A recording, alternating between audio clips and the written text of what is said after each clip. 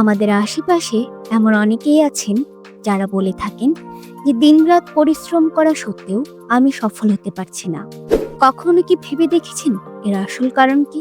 আজ আমি আপনাদেরকে কিছু গল্পের মাধ্যমে জানাবো পরিশ্রমী হওয়া সত্ত্বেও কেন মানুষ সফল হতে পারে না। তার আগে যদি আপনি এই চ্যানেলটিতে নতুন হয়ে থাকেন তাহলে আমাদের বাংলা টিউটস চ্যানেলটিকে সাবস্ক্রাইব করে আমাদের পাশে থাকার অনুরোধ রইল।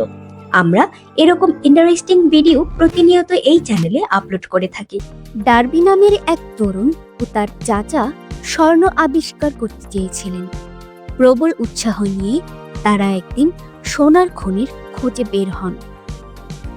কয়েক সপ্তাহ কঠোর পরিশ্রমের পর অবশেষে তারা একটি সোনার খনির সন্ধান পান, কিন্তু তাদের কাছে সেই খনি থেকে স্বর্ণ উত্তোলনের জন্য প্রয়োজনীয় যন্ত্রপাতি ছিল না। তাই তারা বাড়ি ফিরে গিয়ে আত্মীয় স্বজন এবং প্রতিবেশীদের কাছ থেকে টাকা ধার নেয়। তারপর সেই টাকা দিয়ে যন্ত্রপাতি কিনে চলে আসে সেখানে যেখানে তারা সোনার খনির সন্ধান পেয়েছিল। শুরু হলো তাদের কঠোর পরিশ্রম। ড্রিল মেশিন দিয়ে দিন-রাত চলতে থাকে মাটি খোঁড়ার কাজ। কিন্তু দুর্ভাগ্যবশত প্রাণপণে চেষ্টা করার পরও মূল খনির সন্ধান তারা পায় না। অবশেষে হতাশ হয়ে তারা কাজ বন্ধ করার সিদ্ধান্ত নেয়।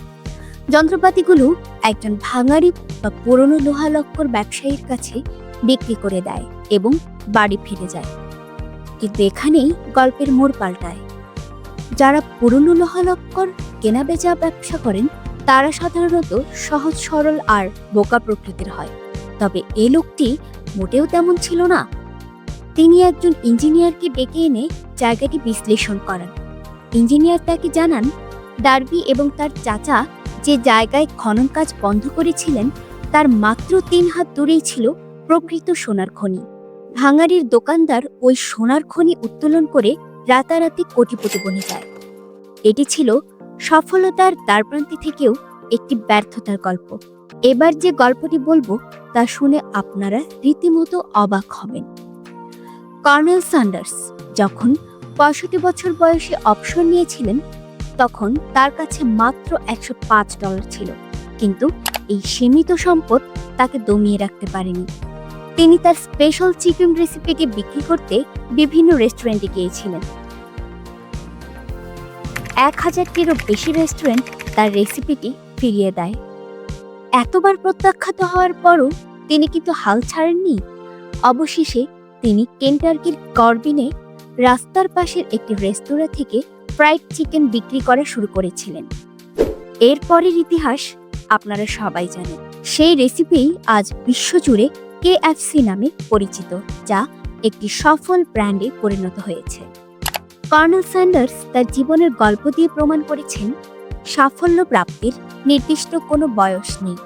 আত্মবিশ্বাস আর নিরলস পরিশ্রম মানুষকে সফলতার দ্বারপ্রান্তে পৌঁছে দেয়। এই ভিডিওটি স্পন্সর করেছে bangladudes.com। এই প্ল্যাটফর্মে আপনি সম্পূর্ণ বিনামূল্যে টেকনোলজি, ডিজাইন, প্রোগ্রামিং এবং আরো অনেক বিষয়ে সম্পূর্ণ বাংলা ভাষায় মানসম্মত কোর্স পাবেন। আমাদের কোর্সগুলো এমন ভাবে তৈরি করা হয়েছে যাতে আপনি সহজেই নতুন কিছু শিখতে পারেন এবং নিজের স্কিল বাড়াতে পারেন। কোর্সগুলো দেখতে আজই ভিজিট করুন bangladudes.com ওয়েবসাইটে। বিজ্ঞানী থমাস আলভা এডিসন বৈদ্যুতিক বাল্ব আবিষ্কার করতে গিয়ে তিনি 10,000 বারেরও বেশি ব্যর্থ হয়েছিলেন, কিন্তু তিনি থেমে যাননি। তিনি বলেছিলেন, আমি ব্যর্থ হইনি, বরং আমি 10,000-টিরও বেশি অভিজ্ঞতা শিখেছি। প্রতিটি ব্যর্থতা আমাকে সফলতার কাছাকাছি নিয়ে গেছে। এই ইতিবাচক মনোভাব আর প্রবল আত্মবিশ্বাসের কারণেই তিনি 1000 বার ব্যর্থতা সত্ত্বেও বৈদ্যুতিক বাল্ব আবিষ্কারে সফল হয়েছিলেন। জীবনে ব্যর্থতা আসবেই, কিন্তু ব্যর্থতাকে মোকাবেলা করতে হয় আত্মবিশ্বাস, নিরলস পরিশ্রম এবং ইতিবাচক মনোভাব, এই 3টি জিনিস দিয়ে। এবার চলে যাচ্ছি কুইজ পর্বে। আমাদের আজকের কুইজ: যারা ব্যর্থতাকে নতুন অভিজ্ঞতা এবং উন্নতির সুযোগ বলে বিশ্বাস করেন তাদের দৃষ্টিভঙ্গিকে কি বলে?